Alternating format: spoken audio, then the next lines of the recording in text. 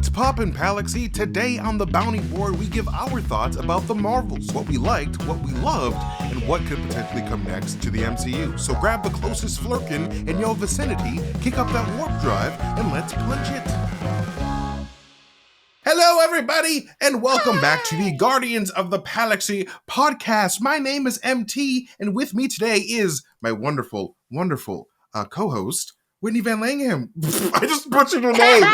My God, Whitney Van Laningham. My God, I'm so sorry. I have a weird name. I have a long name. Nobody ever gets it. I don't even know what my name is. We can make up a new name for me. Let's have a new family name. My God, no. What I said was not even English. Whitney Van Laningham is a much better name than what I said. But hey, today we're going to be talking about the Marvels. I know it's been a little while since the Marvels. We had some time to think about it and stew over our thoughts. But in general, I just want to get it right into it. Whitney, what did you think about the movie in general, like the Marvels? In general, obviously, once again, as we say every episode, of course there's privities. There's privity problems with every single movie that ever comes out in the world. That's just the reality of life, baby. But I am fucking obsessed with the Marvels. It is my favorite MCU movie that has come out in a minute. I had so much fun.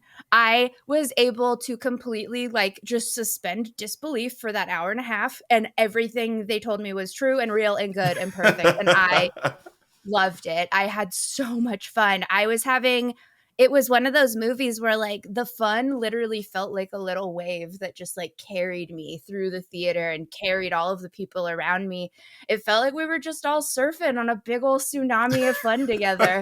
It was so fun.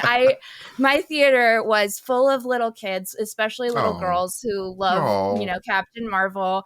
And I was sitting between two groups of little girls there with their friends and laughing next to the target audience for this movie was the most beautiful and spiritually healing experience of my life. It was so good because it was it was the exact opposite of being on Twitter. It was the exact opposite. Instead of being on Twitter where everybody's yelling about MCU, whatever, It was just little girls who were I can't believe I'm seeing Captain Marvel right now. Oh, man, and that is so cool. It was beautiful. It was a beautiful, beautiful experience. I had a great time. How did you like it? No. I first of all, I envy that experience so much because I get so much fuel from other people's reactions to content, media and art and all that stuff. So you being around little girls that are just super excited, I'm man, I wish I had that hype. Wish I could feel that. They were so happy and they were so excited, and that just made me 10 billion times more excited. Obviously, I'm an adult, but I was just vicariously, I heard that you guys are getting cupcakes after this. Totally gonna go home and do the same thing. Love you, love your style, ladies. Love this. They were all just there for a little birthday party type deal, and they were having a good time with their cool fellow 8-year-old female friends. And I was just fuck yeah, girls, let's do this. I can't hang out with you, but vicariously, I'm with you. That's so cool. I freaking love that so much. But no, my thoughts of the movie, I thought it was a pretty dang fun movie. I really liked a lot of the music choices and the action sequences and the fighting choreography of this movie really, really impressed me. I was just holy crap. Whipped ass. I was not expecting this level of action, especially with Kamala Khan. We see Kamala Khan, who was very much grown into her role as a superhero. I'm just whoa, you're doing it. You're doing it. You went from dreaming about it. Kamala Khan and Nick Fury fighting together. I didn't even know I needed that. I needed to see that to heal part of myself that I didn't know was broken. I was so happy because just thinking about how happy her character must have been, just being I'm fighting next to Nick Fury. Right? This is that was basically her tryouts, man. It's hey, look at me go. I can be a young Avenger. If I can keep Nick Fury from getting murdered in this specific situation, I probably have a good shot of starting the Young Avengers. I really liked the cat scene. I know that's controversial a little bit, but what? How is that controversial? That was the best part of the whole movie. That was so good. That was literally the best part. the first time that Goose was like throwing up, I was like, okay, this cat's gotta be pregnant. Like and that was the thing too, is that because I didn't go into watching the movie having seen a shit ton of promo material, because like I haven't had a job recently, so I haven't had to. And so I got to kind of go in not knowing about all of like the Goose promo for the movie. Right. So when Goose started experiencing pregnancy symptoms, I was like, girl power. No, that bitch is pregnant. And then when it happened though, I was still so surprised. Even though I had like a little inkling, I was like, is that what that means? I never could have expected that they would be running around a fucking space station going, stop running, let the cats eat you. Stop running. That's like I the only thing I could think about during that scene was like, this feels like just like a Rick and Morty episode. Like, this feels so ridiculous. Like, I love it so much. Hey Morty, we're gonna have to get the cats to swallow you, Morty. And the cats are gonna burp you up like a fur ball when you get back to Earth, Morty. But no, like literally that. Like, it's just like, all right, let the cat swallow you is like the weirdest thing in the world. And it's like, I just love I love everyone running away from like the people that are trying to save them. It's like, that's so ridiculous. And I'm sorry, but the way that one scene was shot like a horror movie was so funny to me. I was laughing so my tummy hurt. I was laughing so hard when that woman was running and running, and she like hides behind the wall, and she's like, okay, I'm safe. And then she looks, and there's just two little tiny baby kitties staring at her, and she's like, no, and they eat her. That was so like, that was really fun. It was not like a real horror movie in just that one scene, and I was just like, oh, this is the kind of genre mixing I need a little bit of in my life.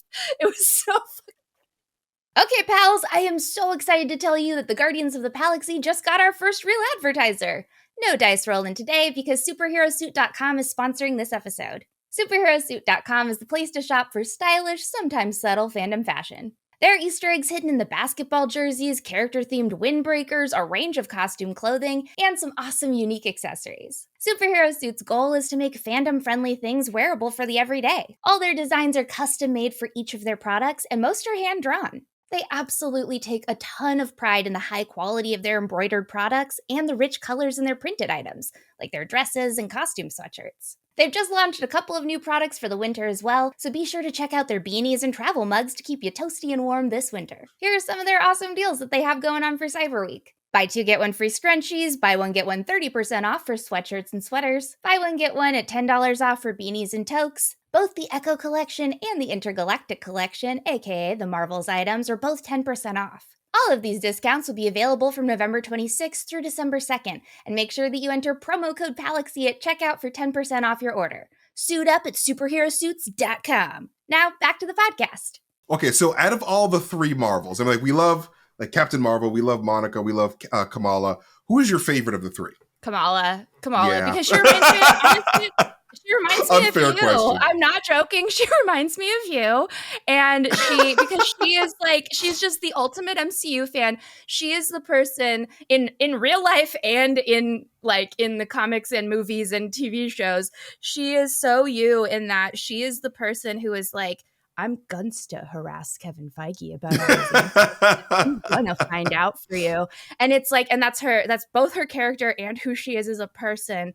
And so to me, watching like Kamala Khan is like, oh my God, this is what it would be like if I got to watch MT actually be in the MCU. And it genuinely, like, it's one of those things where like she just, her whole like all of her excitement, all of her knowledge, how she knows every single little fun fact, and she's fucking ready. She's ready. I bet $1 million trillion bajillion dollars that Kamala Khan has her own Marvel trigger theory. We just don't know what she calls it yet. So I just love that character. Wow, because to praise. me, I'm like it's a little mini MT that I get to watch run around, and so that's why I love that character so much. Kamala is literally a freaking G. I love Kamala so much. Like, I like the fact that like there's a little Easter egg in the movie where like she literally names the rod that like Ronan and Darben use as the Cosmorod and the Universal Weapon, which is like the real names for the comics. So it's like, Yeah. wow, she came up with those names in the MCU, which is funny. But yeah, no, I freaking love Kamala so much. Like I really loved Monica as well. Like I'm very curious to Monica see was great. how her narrative progresses after this, because like obviously the big post-credit scene of this movie and the draw that Marvel Studios very much tried to spoil like ahead of the game was the her coming to the X-Men universe and like her meeting a variant of her mom who is now binary from the comics, which was like originally a Carol Danvers role, but now in this universe it is a Maria Rambeau role. And just seeing how like which universe exactly they're in is going to be very interesting, because like the beast that we see is a fully CG beast that we haven't really seen before. Like obviously it's Kelsey Grammer again, who is like returning from his roles in X-Men 3 and I believe Days of Future Past. This time it's just a full CG model, like very much looking like the cartoon version from the 90s. But yeah, no, I'm curious to see if like whether or not this is like, I mean, it's definitely not Earth 838 because like they mentioned Xavier being alive, which is not what happened. Not what happened at all. Not at all. But like, you know, since the music from Days of Future Past was in the movie, in the Marvels, it could very much be like a continuation of the Days of Future Past storyline where we last left off Logan talking to Professor Xavier, and he's like, oh, I've got to catch you up on all the crazy shit that went down while you were gone. That's my Xavier. But yeah, I hope that it continues that narrative, which is why like I really do want Marvel Studios to make us one last Fox era X-Men film just to wrap everything up. Because like exactly, because like I feel like Hugh Jackman would be down, everyone would be down to just like reunite. Inject that shit straight into my veins. I need more. I need so much more. And it's like it was Kevin Feige's first like role, like producer credit, like pretty much when he was working on the Kevin. That was a baby Kevin production. Oh my! So I was watching behind the scenes footage of X-Men like a couple weeks ago, and like you see a little baby Kevin Feige like at the table. It's like, hey, look at me! I'm Kevin Feige without the hat. I'm an associate producer. I'm an associate producer, and I'm sitting in my high chair, and someday I'm going to be the greatest man the world has ever known. That's amazing. I'm going to own everybody here. Cool. I'm going to own everyone here, and my hats are going to be iconic. Right. That's so cool. That's so cool. But like, it was just so inspiring to see just a young Kevin Feige just like in that table full of like everyone planning the first X-Men movie that will like end up becoming iconic and like very much be the blueprint for pretty much every superhero movie after. I mean, obviously like Blade started it with like the realism and all that stuff, but like before Blade, before X-Men 1, superhero movies were very corny. Like people were just like, all right, we had Batman with the nipples. Like, we don't even know what the fuck's going on with like. We got nipple Batman. We don't know what else to tell you guys. That's the best you're gonna get. And then in walks Kevin Feige, and he's like, I can offer you more. I can bring you nipple suits and more, baby. I can bring you so much more. But no, like Kevin Feige and his team like literally helped change the game with like how superheroes were foreseen in the general public, because like they were very much for kids and like for action figures at that point, but now it's like, oh no, we can tell real stories set in our real universe, but like it with a sci-fi twist that also touch on real world issues, because like X-Men 1 was obviously all about like discrimination and all that stuff, and seeing that evolution now is just really cool, especially seeing all this diversity in the MCU now. Sorry, went on a random ramble. No, seriously though, but I think that this movie especially, like the Marvels especially, was such just a fucking win for diversity in terms of like, I'm sorry, that just felt normal and natural as fuck. Didn't feel like anything was being forced. I have no idea like what the fuck people are talking about. It was just a sick ass girl power movie where it blew my mind how cool it was, especially like as a woman, to get to see a movie where it was female villain, 3 badass chicks. They are the center of the movie. They're the ones fighting this. That felt so cool for me. And like, I'm a white adult woman. Like, I cannot fucking imagine how cool that was for little girls to actually get to see that.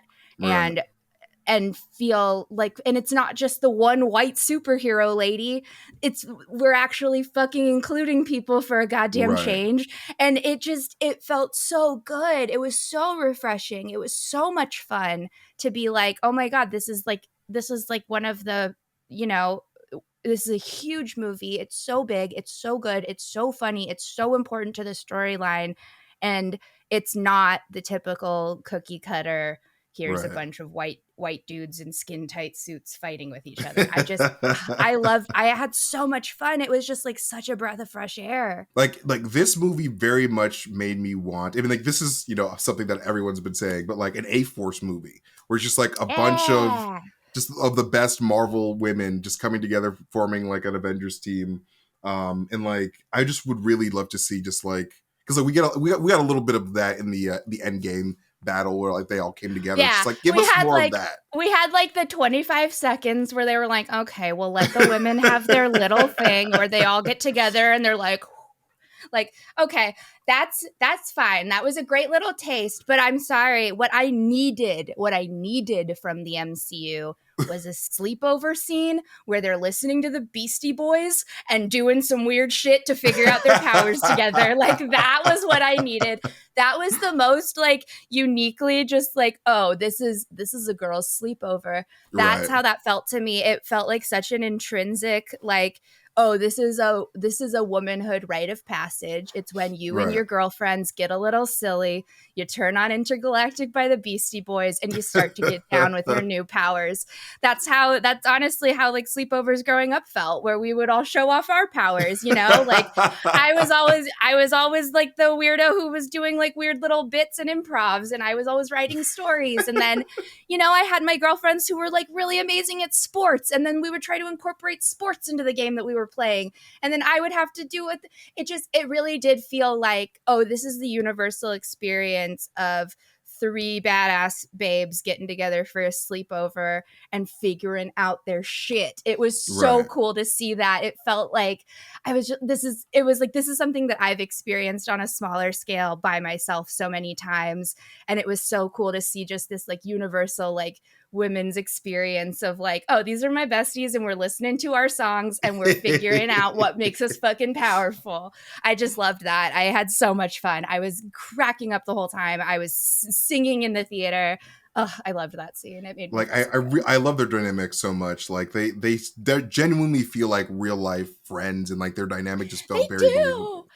And It like, did. They feel like they're friends. And I love that. It felt like all of us just hanging out. Like, that's like how I feel when I hang out with you guys, you know, like when I hang out with you and Tommy, that's how I feel. So that's whole scene. I think that scene and the cat scene were the two that were my favorite, because I loved watching them work together to see how they could each like bring something cool and unique and individual to the table, but also they're the fucking Marvels.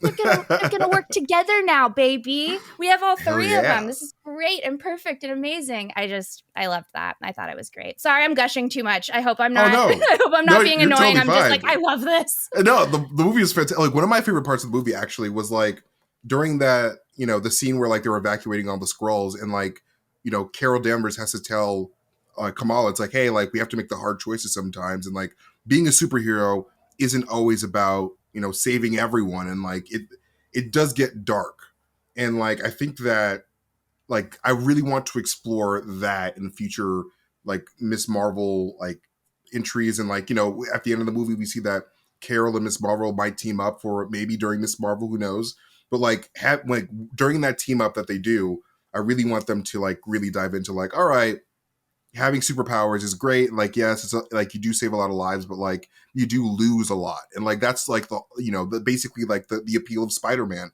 Essentially, it's like, all right, great power, great responsibility, and the great responsibility sucks. And so like I do want to see let's Kamala just like accepting that part of superherohood, and you know, obviously in the Young Avengers project. I wonder if Carol's going to be involved in the Young Avengers project, because like, you I know, wonder. that'd be Yeah. really interesting. Should Because be like, a should be a cool little like, you know, like when you have like in a sorority you have like the house mom, It'd be cool if Right. she was like the house mom of the Young Avengers, where she would just come in and be like, all right, you girls need any more cookies? You need to save the world? Let me Right. know. I got you. I'm here. I just think it'd be really fun, but like obviously she's not too old, but like she's probably reached she's not a young Avenger anymore. She's not a young Avenger anymore. She's a regular one. She's just a regular old Avenger lady. But that is the one thing that, I do understand 100% that criticism of the movie that people have. I have seen and listened to a lot of people who are like, yeah, my biggest problem with this movie was that Kamala had a little bit of disillusionment towards her hero. She had a little bit of that, "Ooh, wait, why are you're letting all these people die?" No. She had a small moment of that, but I do agree that it would have been a lot more, they could have done it in a way that was like a lot more impactful, and that could have really meant something, and like really like taught both Kamala a lesson and the audience a lesson about that, great responsibility. I do think that there was an opportunity to go a little bit deeper with that, and I really want to see that explored in future movies. I completely get that criticism. But at the same time, I do agree. I do want to see more of that.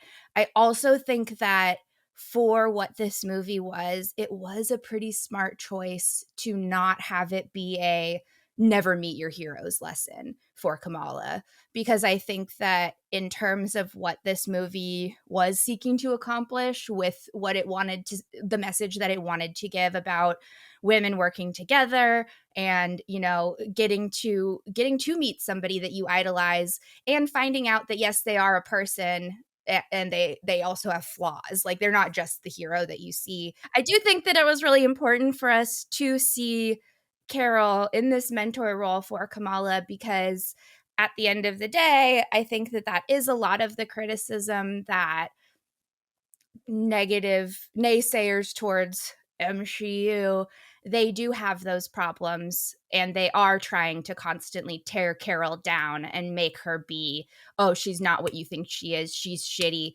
That's real life. Like, we get enough of that in real life. And I just do think that it was important for us to see Kamala still support Carol and still love her and still be there with her and be her friend and fight alongside her, even though they disagree and even though she has a lot to learn and like a lot of lessons to learn.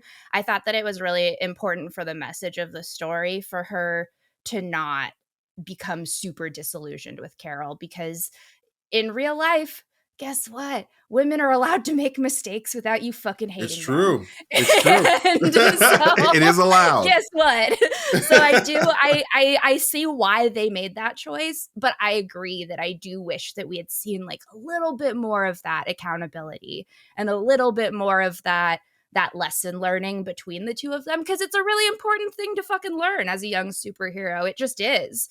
Great power, great responsibility, bro. Super fucking important. No, I so agree that like you're spot on, because like the main point of that movie was like to showcase togetherness and like them working as a unit and like them like coming together, and like Carol not being alone all the time, because like she's been alone for decades. And so like yeah, like I definitely feel that they made the right choice of like being like, all right, like if we'll tackle that later if we want to, but like right now it's all about these three women coming together and like pulling their powers together to defeat this very singular, selfish. I mean, not selfish, but like she's hoarding all of her power for herself, and she's not sharing it around. And so yeah. This, and speaking of Darben, I do want to talk about her. Yeah, we got to talk about her. Like I really enjoyed her motivations, because like I like the idea of her stealing resources from other planets with massive portals. I think that's a really unique way of doing cool. that. That is so cool. That also feels like another thing that Rick would do.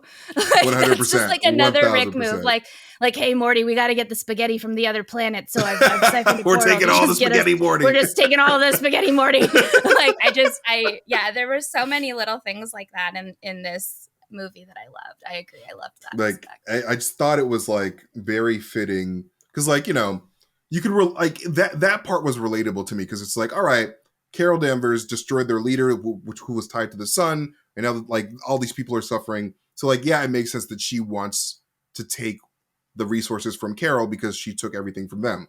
But like I just wish that like they really dived into her past more and like just gave us like more of like humanize her a lot more, because like at the end of the movie she was just like, I don't care if like the sun comes back, I just want to be evil. And it's just and like that part was like, oh man, like I kind of wish that like, you know, we saw a little bit more of her human side and like her rational side. But like but honestly, like the actress did a fantastic job for what she was given. And like I really think that like you know, Dar-Ben could have gone a lot worse, honestly. Like I feel like Dar-Ben is just so like, you know, no one really knows who Dar-Ben is in the comics, so like I really enjoyed. I had no idea. I was like, who? I've never heard this name. I'm gonna pretend I did for the podcast, maybe. But just kidding. Like I'm honest. I had never heard of her before. I had never read a Dar-Ben comic. Dar-Ben's been in 2 issues of a Marvel comic, pretty much. Well, good to know. Literally 2, and like but so like that, this version that we got is obviously a lot better than the Marvel Comics version for sure. I just, you know, wish that like we got a little bit more, and like she could feel more like a Killmonger and have more impact in that way. Yeah, because that is the thing. Her character did really remind me a lot of Killmonger, especially because it's like, okay, so you mean to tell me that some white lady came in and destroyed our, like, just took our resources and destroyed our god? What the fuck is wrong with you, Carol, you colonizing piece of shit? But, just kidding. But Carol, you're sweet. We love you, JK. But like, you know, like I felt a lot of like similarities between her character's motivations and Killmonger's motivations. I felt like maybe, you know what, maybe in another universe where neither one of them died, they can hang out and they can be friends and they can be like, hey, let's figure this out together. Let's figure out a way to maybe just a little kiss. Maybe they kiss, maybe they get married. I need to write this down for my fan fiction. Yeah, let's make a Dar-Ben Killmonger fan fiction. I would love that. But no, I did like what they did with her character, but I 100% agreed that I wanted more. I wanted more for sure. But they didn't do like, at least this wasn't like a Malekith Gore the God Butcher situation, right? Because like at least they did this character a lot better than that. I don't know why, but like at the end of Love and Thunder, I just like did not give a shit about Gore the God Butcher at all. And at least I give a shit about Dar-Ben after this movie. Like I care. I'm like, oh yeah, no, she was a good villain. I still like her. But yeah, on a scale of Malekith to Thanos, I think she's in the middle. I don't think that she's all the way on the bad end of Malekith. Right. I don't think that she's the best villain that the MCU's ever had, but I like her. Yeah. I think she's pretty serviceable for like her, like for what we got, and like it was fun. It was a good take. And the beauty of What If is that she can come back and they can expand on this character. Like that's like 100% the beauty of What If. We got to see an expansion of Killmonger in What If, and that was great. So I'm always down for them to come back and like expand upon villains and their motivations in future variant ways. Exactly. Yo, I cannot wait for that hella What If episode where she teams up with Wenwu to fight Odin. Like, oh my god. I cannot wait for that. That's going to be amazing and dope.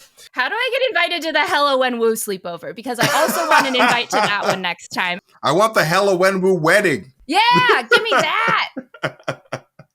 But no, I do want to talk about something real quick, because I do want to talk about the Supreme Intelligence. Is that a frog bug? Oh, even better. It is Jabba the Hutt. It's Jabba the Hutt. I love it. It's like a frog mug, but better. Yeah, I'm just sipping his brain juice. Like drinking that criminal activity mindset.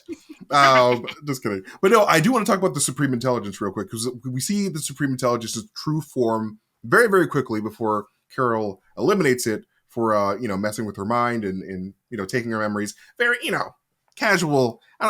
Carol's overreacting.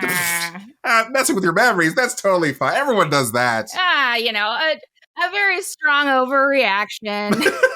Typical woman. Just kidding. That's terrible. No. Typical hysterical woman. Oh, she's messing with your memories. What next? You smell the hand burning? Totally kidding. But no, I think that like the Kree have somehow managed to tap into the celestial science that we see in Eternals to make like a Ooh, that's a celestial, cool not theory. well maybe yeah, basically a celestial, Yeah, they're like a their own yeah. synthetic celestial. Yeah, and like they made that the supreme intelligence because like as we learn in Eternals, the Eternals' powers seem to be tied to the solar energy of Earth's sun, and like we learned that like all the aggregate mind energies of everyone who has died and has like been buried into the planet has seeped into the planet to cause the emergence to happen, to cause Tiamat to grow. So I think that the Kree somehow mastered that technology and created the supreme intelligence, which is why we have the same actress for Cersei who playing Minerva in the first Captain Marvel movie, because like they're both very much that same celestial mind energy that like they use for the Eternals that they all store in the World's Forge at the celestial home base. I don't know, in Florida. I don't know where that place is. It is definitely in Florida. That is in Florida, yes. Yes. Fort Lauderdale. Just kidding. But I think that like there is something there with especially with the Minerva character and the Cersei character that like because like we know that the Kree science of the Supreme Intelligence that they take all the basically the mind energies of like all the high value Kree, the smartest geniuses and the generals, and they put them into this one huge being that is able to like calculate everything and like using the experience of the past to forge the future. And so I think that like it's very much that eternal science that the Kree have mastered. And I'm so curious to see if other planets throughout the universe have used this technology in their own way. Like I wonder if like, the Shi'ar Empire from the Marvel comics, like they're one of my favorite. I don't know if you're familiar with them, but like, yeah, like, oh my God, I really hope that like they end up being Eternals because like, dude, that'd be so fun. That's like the thing too, right? Is that like obviously, and I know that like even when like the Eternals came out, it was one of those things where like it was such a random, it felt like such a random fucking movie at the time because I was like, who the fuck are these characters? What are they doing? Why is there a big baby crawling out of the earth? What the fuck is going on? But like it's very interesting that like you really do just kind of have to let the MCU cook, because even stuff from that movie, which like at the time I was like, how the fuck are they tying this into anything else? Now it's like it's so, they're just so genius. Like the way that they put this whole fucking franchise together is just so genius, because you are starting to see those threads. And even though it's taken a minute, even though it's been a while since we've seen those threads, we are starting to see those threads. And I am really excited because the shit that happened in the Eternals was cool. Like it was fucking cool. And I do want to see more of that. Those kinds of things happen. I need to know about fucking Tiamat. It is driving me insane that we have not heard a single update. Like we haven't got, like at this point, someone would have started a TikTok where they just counted how many times birds were shitting on that thing. Like somebody would have a TikTok of like, Tiamat watch day 97. Today, a bird pooped on the upper left quadrant. Much. Like, that someone would have that. Where is that? Show me the 100%. Tiamat. 100%. Like, there's totally like Tiamat, like conspiracy theory podcasts. Like, there's freaking. There has to be. Shirts there's gotta be. There's a true crime podcast about Tiamat. Yeah, there's definitely shirts. There's the Giant Earth Baby shirt committee. Yeah, there's honestly like Arishem support groups because like that dude just appeared in the sky. One of my biggest fears of all time, like having a big face appear in the sky, like Rick and Morty. Show me what you got. Like that's one of my biggest, you got. And biggest fears. It's Arishem and he's stealing your girlfriend. He just kidnapped Dave Whitman's girlfriend. What the fuck? How dare? Like, yo, that's the boy from Game of Thrones, all right? No one kidnaps his girlfriend without him stabbing them. I like to believe that your face is just going to appear that big on the side of one of Josh Allen's football games, and you're going to take Haley Steinfeld away. Yeah, so you're show me what you got, and by what you got, I mean Haley Steinfeld. And now we are going to be together. If that is what she wants, I love her. Do you love me? And she's like, of course I love you, MT. I love you so much with your consent. And she's like, of course I consent. I love you too. And then you guys kiss, and it's so nice. We live happily ever after. And she helps me with my Dar-Ben Killmonger fan fiction. That's my oh my God, yes. my ultimate dream. But no. I really do want to see more of that, like what's going on with Tiamat in the future. And like, because they have to address that. And like, I think Eternals 2 basically just got confirmed, or like it's It rumored. did? Oh. At the very, not confirmed by Marvel, At but the like, I very think it's least like, rumored. yeah, like it's very likely coming down the pipeline, which I'm very excited about. And I really hope that like I really like the first movie. I like a lot of the symbolism behind the first movie, but they have got to up the action game up, man. Like, I love Chloe Zhao. This is not against her. Like, I love her so much. Like, she puts a lot of heart in her films, and she very much goes out to make a very meaningful film, and I really appreciate that. But we need more action. Like, Kumail Nanjiani didn't spend months getting ripped just for you to have him go pew pew and have that be the only action he did. The only action he did was, I can fire little things out my fingies. Okay, and it's like, then why did you get abs on top of your abs for that? No, show me Kingo fighting. I need more. But no, like, I think that like it would be like a great service to like these characters if we just like up the ante, up the action, and like very much make it feel like an Avengers team, like a huge like badass team of like, you know, godlike beings. And you know, I it would be great if Thor made like a cameo or like teamed up with them, because that'd be really fun, because like they're all gods and all that stuff. And or if they went to the Omnipotent City, because like that, we know that that's the thing. And like getting more of that and like learning more about like Athena's past with those gods, like it'd be really fun. I need Roy Kent Hercules too, man. I need Roy Kent Hercules. I totally forgot. So bad. Oh my God. He is coming very soon, which is going to be fun. I swear to God, we need them to do one movie where they wrap up all of these little cliffhangers from every post-credits scene. And we just need to be one movie where all of them get wrapped up all in like an hour. You can do it. I believe in you, Kevin. I believe in you. You can make this work. And that would be so fun.